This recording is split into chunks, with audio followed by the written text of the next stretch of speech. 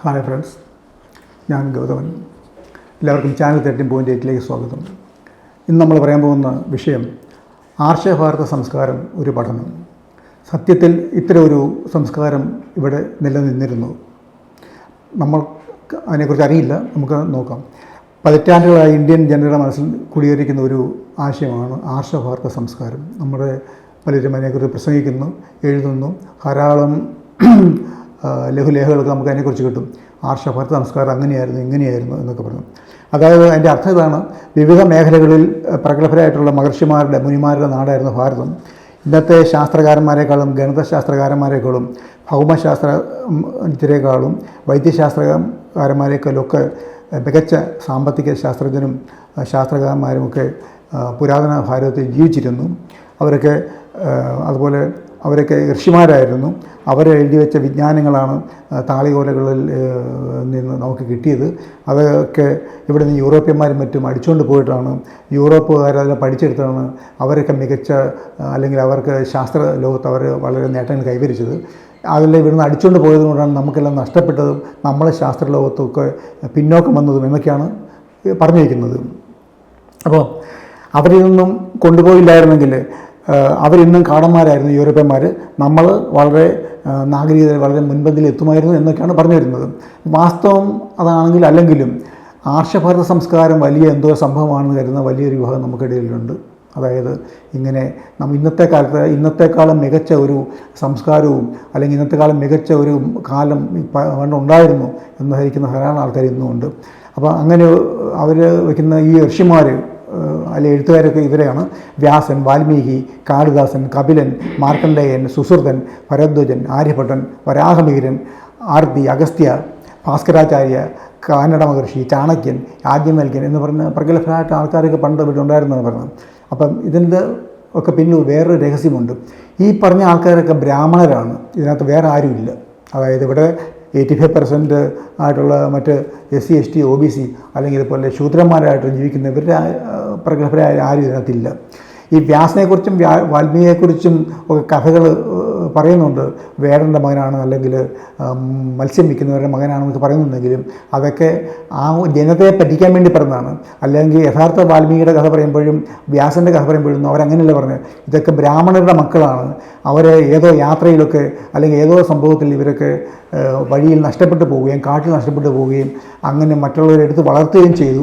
അങ്ങനെ മറ്റുള്ളവരുടെ കീഴിൽ അവർക്ക് ജീവിക്കേണ്ടി വന്നു. കുറച്ച് നാളെ ബ്രാഹ്മണ കുട്ടികൾക്ക് മറ്റുള്ളവരുടെ കീഴിൽ അല്ലെങ്കിൽ മറ്റുള്ളവരുടെ ശുശ്രൂഷയിൽ ജീവിക്കേണ്ടി വന്നു എന്ന് മാത്രമേ ഉള്ളൂ. പക്ഷേ യഥാർത്ഥത്തിൽ അവർക്ക് ബ്രാഹ്മണന്മാരാണ് എന്നാണ് ഇവർ പറഞ്ഞു നടക്കുന്നത്. നമ്മളങ്ങനെയല്ല. പല ആൾക്കാർ യുക്തിവാദികൾ പോലെ പറഞ്ഞു നടക്കുന്നത് വേദം എഴുതാനായിട്ട് നിയമിക്കുന്നവരുടെ മകനും അതുപോലെ രാമായണം എഴുതാനായിട്ട് വേടൻ്റെ മകനും ഒക്കെ വന്നു, അവരൊക്കെ ശൂദ്രന്മാരായിരുന്നു എന്നാണ് പറഞ്ഞു നടക്കുന്നത്. ഒന്നുമല്ല. അതൊക്കെ ആ ഓരോ ജനതയും ഓരോ സമയത്ത് പറ്റിയാൻ വേണ്ടി പറഞ്ഞ കഥകൾ മാത്രമാണ്. ഇവരുടെ രഹസ്യമായിട്ടും അല്ല ഇവർ പറഞ്ഞു നടക്കുന്നതൊക്കെ അവരെല്ലാം ബ്രാഹ്മണന്മാരാണ് തന്നെയാണ്. അപ്പം ഇങ്ങനെ ഒരു കൂട്ടം ബ്രാഹ്മണരായിരുന്നു മുനികളും മഹർഷിമാരും ഒക്കെ ആയിട്ട് ഇവിടെ ഉണ്ടായിരുന്നത്. അപ്പം അങ്ങനെയുള്ള അതാണ്. അപ്പം ബ്രാഹ്മണ്യമാണ് ഇവരെ സെയിൽ ചെയ്യുന്നത്. ഈ ആർഷഭാരത സംസ്കാരം എന്ന് പറയുമ്പോഴും അവരതിനകത്തൂടെ കയറ്റിവിടുന്നത് ബ്രാഹ്മണ്യമാണ്. അല്ലാതെ മൊത്തം ഇന്ത്യയിലുള്ള പ്രഗത്ഭരായിട്ടുള്ള എല്ലാ ആൾക്കാരെയും അതിനകത്ത് ഉൾക്കൊള്ളിക്കുന്നില്ല. പിന്നെയോ അപ്പോൾ ഈ പറയുന്ന ആൾക്കാർക്ക് ജീവിച്ചിരുന്നു. ഇവരൊന്നും ജീവിച്ചിരുന്നല്ല. ഇത് ഈ പറയുന്ന ഒറ്റ ആൾ പോലും എങ്ങും ജീവിച്ചിരുന്നിട്ടില്ല എന്നതാണ് ഏറ്റവും വലിയ തെളിവ്.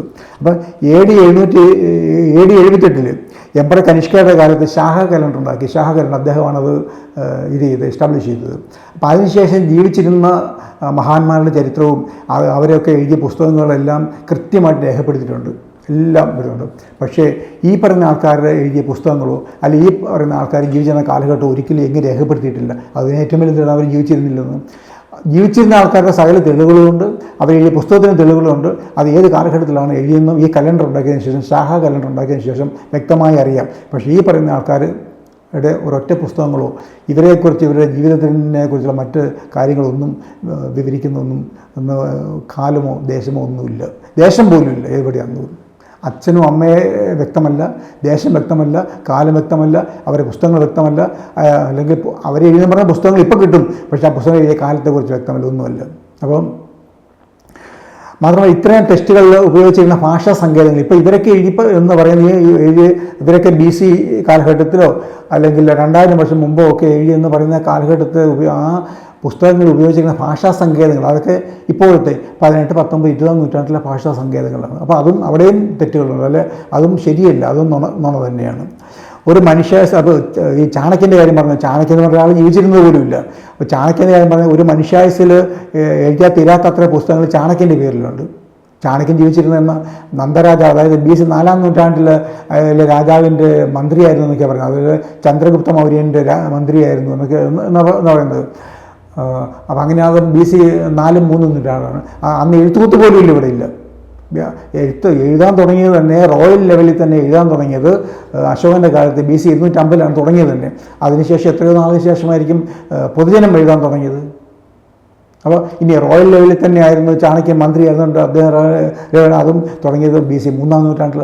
അദ്ദേഹം ജീവിച്ചിരുന്നത് 5-4 നൂറ്റാണ്ടിലാണ്, അല്ലെ 4-ാം നൂറ്റാണ്ടിലാണ് ജീവിച്ചിരുന്ന് പറഞ്ഞത് കാലഘട്ടം തന്നെ ജീവിച്ചിരുന്നിട്ടില്ല. അപ്പം അതും തെറ്റാണ്. അപ്പോൾ അന്ന് അങ്ങനെ ഭാഷ ഇല്ലാതിരുന്ന സമയത്ത്, അല്ലെങ്കിൽ സ്ക്രിപ്റ്റ് ഇല്ലാതിരുന്ന സമയത്ത് അദ്ദേഹം എവിടെയാണ് എഴുതിയിരുന്നത്? ആരും എഴുതിയിട്ടില്ല. പിന്നെ ചാണക്യൻ മാത്രമായിട്ട് എങ്ങനെ എഴുതിയത്? അത് അവിടെയും നുണയാണ്. അപ്പോൾ മാത്രമല്ല അദ്ദേഹം ജീവിച്ചെന്ന് പറയുന്നത് ഈ കാലത്ത് ഈ ചാണക്യൻ ജീവിച്ചിരുന്നു എന്ന് പറയുന്നതിന് 1700 വർഷത്തിന് ശേഷമാണ് സാൻസ്ക്രിറ്റ് ഉണ്ടായത്. അതായത് 5-ാം നൂറ്റാണ്ടിൽ ഉണ്ടായത്. ആദ്യം എഴുതിയത് ഒരു ഋഗ്വേദമെന്ന് നമ്മൾ പറഞ്ഞു 1464 15-ാം നൂറ്റാണ്ടിൽ. അത് ചാണക്യൻ ജീവിച്ചെന്ന് പറയുന്നതിന് 1700 വർഷത്തിന് ശേഷമാണ്. പിന്നെ എങ്ങനെയാണ് ചാണക്യൻ സംസ്കൃതത്തിൽ പുസ്തകങ്ങൾ എഴുതിയത്? ധാരാളം പുസ്തകങ്ങൾ, ചാണക്യൻ നീതി, അർത്ഥശാസ്ത്രം എന്നൊക്കെ എഴുതുന്ന പറയുന്നത്. അതെങ്ങനെ എഴുതി? അപ്പം ചാണക്യൻ ജീവിച്ചിരുന്നു, അല്ലെങ്കിൽ ചാണക്യൻ്റെ പുസ്തകങ്ങൾ എഴുതിയിരുന്നു എന്ന് ചോദിച്ചാൽ ഇല്ല എന്ന് തന്നെയാണ് എൻ്റെ അർത്ഥം. അങ്ങനെ ഒരാൾ ജീവിച്ചിരുന്നുമില്ല, അദ്ദേഹം പുസ്തകങ്ങൾ എഴുതിയിട്ടില്ല. അങ്ങനെ അദ്ദേഹം ജീവിച്ചിരുന്നു, പുസ്തകങ്ങൾ എഴുതിയിരുന്നു എന്ന് പറഞ്ഞ് മറ്റുള്ളവർ എഴുതിയ പുസ്തകം മാത്രമേ ഉള്ളൂ. അപ്പം ഇനി ഏതെങ്കിലും ഒരു ശാസ്ത്രജ്ഞൻ അയാൾ എഴുതിയ പുസ്തകങ്ങൾ കാണാതെ പോയി എന്ന് വിചാരിച്ചാൽ അയാളുടെ ശാസ്ത്രബോധം പോകും, അല്ലെങ്കിൽ അയാളുടെ നോളജ് പോയിട്ട് അയാളുടെ നോളജ് ശാസ്ത്രബോധം മനസ്സിലാണ്. അതുപോലെ അദ്ദേഹം ചെയ്ത എക്സ്പെരിമെൻറ്റിൽ നിന്നാണ് അദ്ദേഹത്തിന് അതിൻ്റെ നോളജ് കിട്ടുന്നത്, നല്ല പുസ്തകത്തിൽ നിന്ന് നല്ല കിട്ടുന്നത്. അപ്പോൾ താളിയോലകൾ നഷ്ടപ്പെട്ടപ്പോൾ ഇവിടെയെല്ലാം പറ്റിപ്പോയി എന്ന് പറഞ്ഞാൽ എങ്ങനെ ശരിയാകുന്നത്?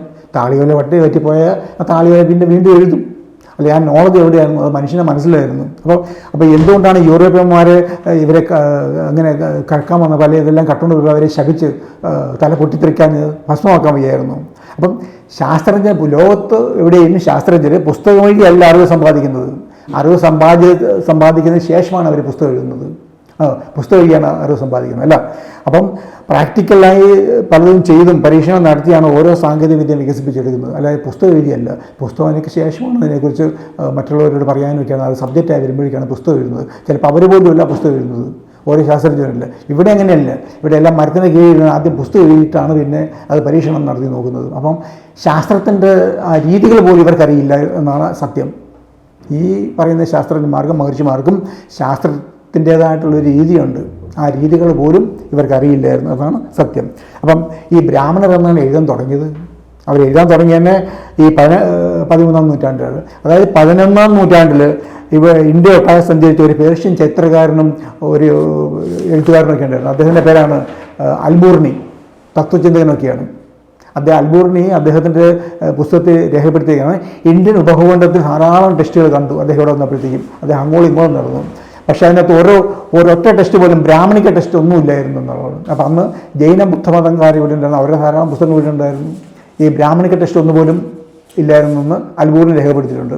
പിന്നെ ഇവരെന്നാ എഴുതാൻ തുടങ്ങിയത്? അതായത് പുസ്തകം എഴുതിയാൽ ആ പുസ്തകത്തിൽ എഴുതി വെച്ചിരിക്കുന്ന വിദ്യ മറ്റുള്ളവരെ മനസ്സിലാക്കും, അതുകൊണ്ട് പുസ്തകം എഴുതാതിരിക്കുകയായിരുന്നു ഇവർ ചെയ്തത്. കാരണം ഇവർക്ക് അതുകൊണ്ട് തന്നെ ഇവർ അക്ഷരജ്ഞാനം ഉണ്ടായിരുന്നില്ല, ഇവർക്ക് അക്ഷരത്തിൻ്റെ ആവശ്യമില്ല. പുസ്തകം എന്തെങ്കിലും എഴുതണമെങ്കിൽ വായിക്കണം പോലെ പുസ്തകം, അത് അക്ഷരം. അതുകൊണ്ട് ഇവർ അക്ഷരങ്ങൾ ഉണ്ടാക്കിയിട്ടില്ല, ലിപി ഇവർക്ക് ഇല്ലായിരുന്നു, ഇവരുടെ ഭാഷയ്ക്ക് ലിപി ഇല്ലായിരുന്നു, അതുകൊണ്ട് തന്നെ ഇവർ എഴുതിയിട്ടില്ല, അതുകൊണ്ട് എഴുതാത്തതുകൊണ്ട് വായിക്കാനും പറ്റുന്നില്ലായിരുന്നു.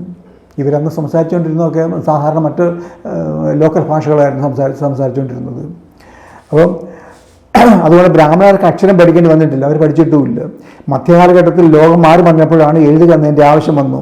അപ്പോൾ അവരുടേതായിട്ടുള്ള സംസ്കൃതം ലിപി ഇല്ലായിരുന്നു. അതുകൊണ്ട് തന്നെ അവരെന്ത് ചെയ്തു? അവർ നേരത്തെ ഞാൻ പറഞ്ഞ പോലെ തന്നെ പാലി ലിപി, ആ പാലി ലിപി എന്നാണ് ഒരു സംസ്കൃതം ഉണ്ടാക്കിയത്. അത് BC 300 ഇവിടെ മെഗസ്തനിസ് എന്ന് പറയുന്ന ചന്ദ്രഗുപ്ത മൗര്യൻ്റെ കോർട്ടിൽ ഒരു അംബാസഡർ വന്നിട്ടുണ്ടായിരുന്നു. അദ്ദേഹം ഗ്രീക്ക് ഫിലോസഫിയോട് കൊണ്ടുവന്നു. അത് ആ ഗ്രീക്ക് ഫിലോസഫി ഇതാണ്: may the whole world be happy, may the all people be happy, may all being be happy എന്ന് പറഞ്ഞ ഒരു ഗ്രീക്ക് തത്വചിന്തയാണ്. അപ്പോൾ ആ തത്വചിന്ത എന്നാണ് ഇവർ ലോകാ സമസ്ത സൂനോ ഭവന്തു എന്ന് ഉള്ള ഒരു ശ്ലോകം ഉണ്ടാക്കിയത്. അത് ഇവരിത് ഉണ്ടാക്കുന്നതിനും 2000 വർഷം മുമ്പ് തന്നെ ഇന്ത്യയിലും അല്ലെങ്കിൽ യൂറോപ്പിലും ഗ്രീക്കിലുമൊക്കെ നിലനിന്നിരുന്ന അല്ലെങ്കിൽ പാടിപ്പതിഞ്ഞ ഒരു ഫിലോസഫി, അതിൽ നിന്നാണ് ലോകാ സമസ്ത സൂനോ ഭവന്തു ഉണ്ടാക്കിയത്. അപ്പോൾ ആർഷഭാരത സംസ്കാരമാണെങ്കിൽ ലോകത്തുള്ള സകല ജനങ്ങളും ജീവജാലങ്ങളും സുഖമായി ജീവിക്കട്ടെ എന്നാണ് ആർഷഭാരത സംസ്കാരം ഇവർ പറഞ്ഞു നടക്കുന്നത്. അങ്ങനെയാണെങ്കിൽ നൂറ്റാണ്ടുകളോളം ഇവിടുത്തെ ജനങ്ങൾ വർണ്ണവിവേചനം കൊണ്ട് പേര് ചവിട്ടി മതിച്ചെന്തിനാണ്? ഈ ലോകാ സമസ്ത സൂനോ ഭവന്തു എങ്ങനെയാണ് ആപ്ലിക്കബിൾ ആയത്? അല്ലെങ്കിൽ അതിൻ്റെ പിന്നിൽ എത്രമാത്രം സത്യമുണ്ട് എന്ന് നമ്മൾ ആലോചിക്കണം, അല്ലേ? ഇന്ത്യയിലെ ജനതയെ വിദ്യയിൽ നിന്നും അകറ്റി നിർത്തി, അജ്ഞതയുടെ അന്ധകാരം വ്യാപിപ്പിച്ചു, വഴി നടക്കാൻ അനുവദിച്ചില്ല, നല്ല ആഹാരം കഴിക്കാൻ അനുവദിച്ചില്ല, നല്ല വസ്ത്രം ധരിക്കാൻ അനുവദിച്ചില്ല, മാനവികമായ സ്വാതന്ത്ര്യം ഇല്ലങ്ങതടിയായി നിന്നും തൊഴിൽ സ്വാതന്ത്ര്യം നിഷേധിച്ചു. അങ്ങനെ എല്ലാ തരത്തിലും ഉപദ്രവിച്ച അല്ലെങ്കിൽ എല്ലാ തരത്തിലും അവഗണിച്ച പിന്നെ എങ്ങനെയാണ് ലോകാ സമസ്ത സൂനോ ഭവന്തു എവിടെയാണ് ആപ്ലിക്കബിൾ ആയത്? ഇല്ല. അപ്പം പേർഷ്യനും പാർസിയും ഗ്രീക്കും ക്രിസ്ത്യനും ഇസ്ലാമും അതുപോലെ യഹൂദരും ഒക്കെ ഇവിടെ വന്നതും താമസിച്ചതും ഒന്നും വസുധൈക കുടുംബം എന്ന ബോധം കൊണ്ടല്ല, പിന്നെയോ അവർക്കെതിരെ ചെറുവിരനക്കാനുള്ള കഴിവില്ലായ്മ കൊണ്ടാണ്. അവർക്കിവിടെ അവർ പലരുടെയും വലിയ വലിയ ആയുധങ്ങളുണ്ടായിരുന്നു. പേർഷ്യൻസ് ഇവിടെ വന്നതും പേർഷ്യക്കാരും മുഗളന്മാരും അല്ലെങ്കിൽ അലക്സാണ്ടറും അതുപോലുള്ള ആൾക്കാർ ഇവിടെ വന്നപ്പോൾ അവരെ എതിരിടാനുള്ള ശക്തി ഇല്ലാത്തതുകൊണ്ടാണ് അവരെ എതിരിടാഞ്ഞത്. അല്ലാതെ വസുധൈക കുടുംബം ഇവരാരും വന്നാലും ഇവരെ സ്വീകരിക്കും എന്ന രീതിയിൽ ഉള്ള ഒരു വസുധൈക കുടുംബം എന്ന ബോധമൊന്നും ഇവിടെ ഇല്ലായിരുന്നു. പിന്നെ എന്തിനാണ് ഇവിടെ ഉള്ളവരെ ചവിട്ടി മതിക്കുകയും ഇവിടെ ഉള്ളവരെ വിവേചനത്തോടെ പെരുമാറുകയും ബുദ്ധിസത്തിനെയും ജൈനസത്തിനെയും ഇവിടുത്തെ ചവിട്ടി പുറത്താക്കുകയും ചെയ്തത്? അപ്പോൾ മറുവശം ഇങ്ങനെയാണ്. ബുദ്ധമതം, ജൈനമതം, അഹിംസയുടെ പര്യായമായിരുന്ന മതങ്ങളെ നിഷ്ഠൂരം കൊല ചെയ്ത് ചവിട്ടി പുറത്താക്കിയത് ആണ് ഇവിടുത്തെ ആർഷഭാരത സംസ്കാരം. അതിനെയല്ല നമ്മൾ ആർഷഭാരത സംസ്കാരം എന്ന് വിളിക്കേണ്ടത്. അതോ നുണ പറഞ്ഞ് നടക്കുന്ന അല്ലെങ്കിൽ നുണ പറഞ്ഞ് പരസ്യപ്പെടുത്തുന്ന ഒരു ഐഡിയ, ഒരു ആശയത്തെയാണ് ആർഷഭാരത സംസ്കാരം എന്ന് വിളിക്കേണ്ടത്? അതോ യഥാർത്ഥത്തിൽ ഇവിടെ എന്താണോ നടത്തിയത് അതിനെയാണോ ആർഷഭാരത സംസ്കാരം എന്ന് വിളിക്കേണ്ടത്? അങ്ങനെ യഥാർത്ഥത്തിൽ ഇവിടെ എന്താണോ ഇവിടെ നടന്നിരുന്നത് അതിനെയാണ് ആർഷഭാരത സംസ്കാരം എന്ന് വിളിക്കേണ്ടതെങ്കിൽ ഇതാണ്: ഇവർ ഹിംസ കൊണ്ട് ബുദ്ധമതത്തെ ചവിട്ടി പുറത്താക്കി, ജൈനമതത്തെ ഇല്ലാതാക്കി, ക്ഷത്രിയരെ ഉന്മൂലനം ചെയ്തു, അങ്ങനെ പലതും ചെയ്തിട്ടുണ്ട്. അപ്പോൾ അതാണ് ആർഷഭാരത സംസ്കാരം. സത്യത്തിൽ എന്താണ്? വിവേചനത്തിൻ്റെ, ഹിംസയുടെ, അപരനിന്ദയുടെ, കുടിലതയുടെ, തൊട്ടുകൂടായ്മയുടെ, ചൂഷണത്തിൻ്റെ സംസ്കാരമാണ് ഇവിടെ നിലനിന്നിരുന്നത്. അതാണ് ആർഷഭാരത സംസ്കാരം സത്യത്തിൽ. അതായത് ബ്രാഹ്മണ്യമാണ് ലോകോത്തരം എന്ന് കൊട്ടിഘോഷിക്കാൻ വേണ്ടി നുണകൾ കൊണ്ട് നിർമ്മിച്ച ഒരു ആശയബോധത്തിൻ്റെ ടൈറ്റിൽ മാത്രമാണ് ഈ ആർഷഭാരത സംസ്കാരം, അല്ല മറ്റൊന്നുമല്ല. ഇതാണ് ആർഷഭാരത സംസ്കാരം. ഇനി മറ്റൊരു വിഷയമായി വീണ്ടും കാണാം.